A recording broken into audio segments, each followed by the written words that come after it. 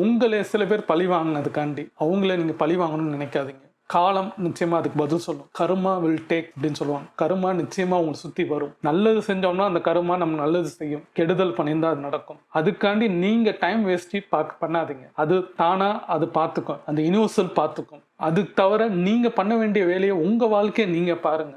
உங்களை ஏமாத்திருக்காங்களா, உங்களை முதுகுல குத்திருக்காங்களா, உங்ககிட்ட சிலது புடுங்கிட்டாங்களா, உங்க உறவுகள் இல்லாம ஆக்கிட்டாங்களா, வாழ்க்கையில் நிறைய விஷயங்கள் ஏமாந்துருக்கீங்களா, விட்டுருங்க.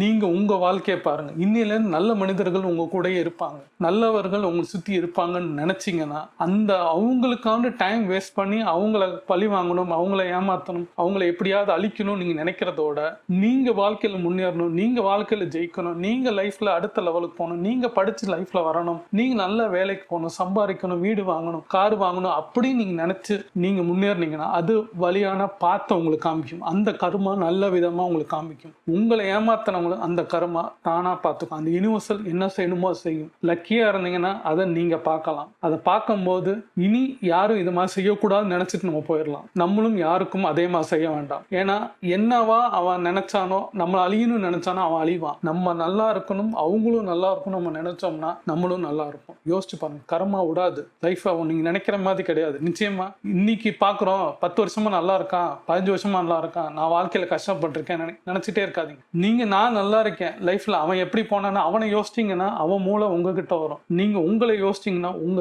தனித்தன்மை இருக்கும். நீங்க வாழ்க்கையில அடுத்த லெவலுக்கு போறதுக்கு நீங்க செய்ய வேண்டிய வேலையை கண்டிப்பா செய்வீங்க. அவன் தோத்து போற விஷயங்கள் நீங்களும் பார்ப்பீங்க. நீங்க அன்னைக்கு நீங்க யாருன்றது இந்த உலகத்துக்கு தெரியும். பயப்படாதீங்க. நான் உங்க கூட எப்பயுமே இருக்கிறேன். நான் சொல்லக்கூட ஒரே விஷயங்கள், நம்ம சேர்ந்து பயணிப்போம். அவங்கள நினைச்சு பழி வாங்கணும்னு நினைக்காதீங்க. நீங்க தோத்து போயிருவீங்க. நீங்க ஜெயிக்கணும்னு நினைங்க, ஜெயிச்சிடலாம். யோசிச்சு பாருங்க, ட்ரை பண்ணுங்க.